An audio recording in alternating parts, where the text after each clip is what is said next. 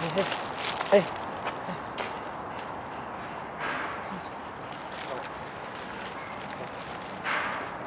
Just get out.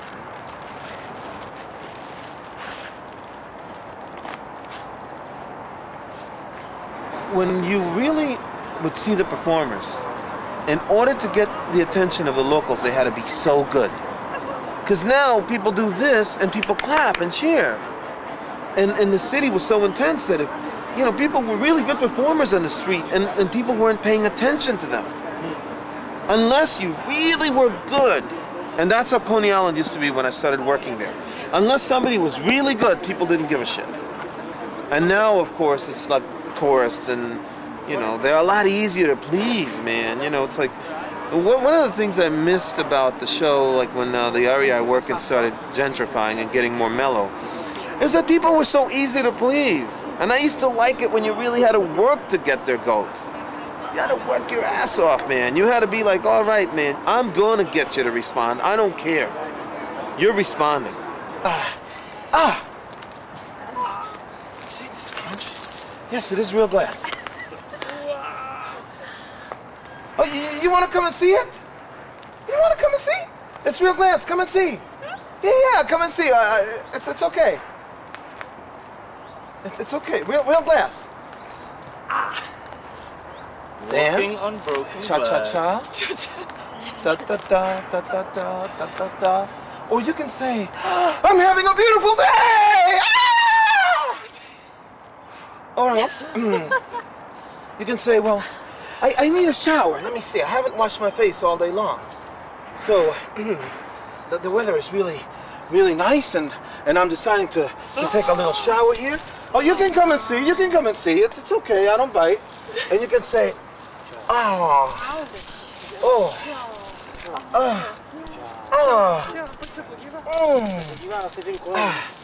Or you can say, oh my God,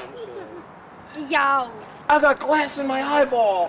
Nice. It was a crazy process to get to where I'm at now. It took quite a few years. I did leave on the edge. I really did. Do you still think you live on the edge? Nah. Not like before. Not at all. I mean, nobody can sustain that lifestyle for very long, because that's a lifestyle that it's unsurvivable. I mean, my whole goal in life, I think, my goal in life was to sort of vanish from the face of the earth when I was 27, and I'm sure that a lot of kids have felt that way. But I used to really admire Janis Joplin. I don't know why. You know, she just was so into what she was doing, I guess. And I used to admire people like oh, you know, I guess I'm so typical. I'm so generic. You know, all these rock and roll idols that died in their 27. So that seemed to be my magic age. You know, you live so fast, you burn out at 27, you die, and then you go into this pantheon of glory. You know, and I really kind of shot for it, but I didn't get my wish. And I remember turning 27 and having this huge hangover. And turning 28, sorry, this is my 27th year, was very depressing, you know, because I did a lot of performing and played in bands all for many years, but then I ran off, and 26 and 27, I pretty much did nothing but drink and do other things. And it got to be a very depressing time. I just wasn't creative, and I felt very dead. And I remember one week after turning 28 in New York and telling myself, man, it's like, at least these guys died and they left a legacy behind. And look at me, I'm just going to be a wino in the gutter. I don't know, I guess decided at that point that I still had a lot to live, and the blaze of glory was not going to happen, so the alternative of living a really interesting life and being very creative and seemed to be a lot better than dying in the gutter without anybody knowing who the hell you were. And I decided at that very moment to change my life, and along with it came all the tattoos. My life is in your hands, young lady. You better do a good job. My life is in your hands. Yes, in your hands. Now, I want you to come here. Put your feet right here.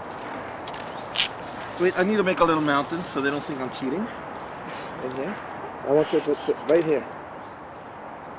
Put. And you gotta help her stand straight. Put, no. And at the count of 3, I want you to hear the crunching. Hear the crunching. Hear the crunching. Yeah. I like it. Up? That's nice.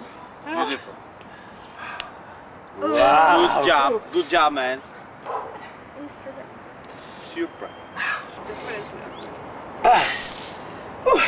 So I can tell you honestly that Czech glass is better than American glass. And that, as you see, folks, really it is glass. Stigmata. Yeah. Ladies and gentlemen, I think I'm done with glass for today. Thanks for this crazy American here in the Czech Republic. When you go to a sideshow, you have to believe. You're going into a different world. And when you go into a different world, then you have to believe. You believe. You believe. You know, intellectually it's not true. It's true. I mean, sideshows don't lie to you. What you see is true. But it's not about intellectual.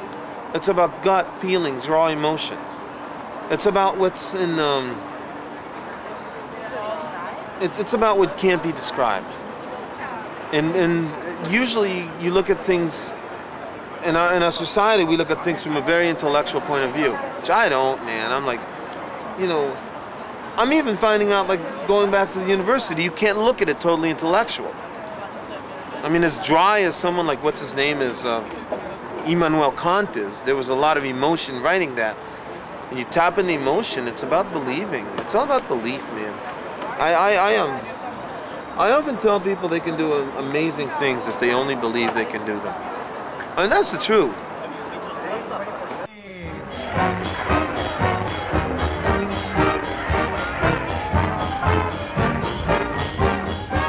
Step right this way, friends. You can't go home without a permanent souvenir. Now take your places. That's right. Now very still. A big broad smile. Watch the birdie and presto, we have Down on the Farm right at Coney Island.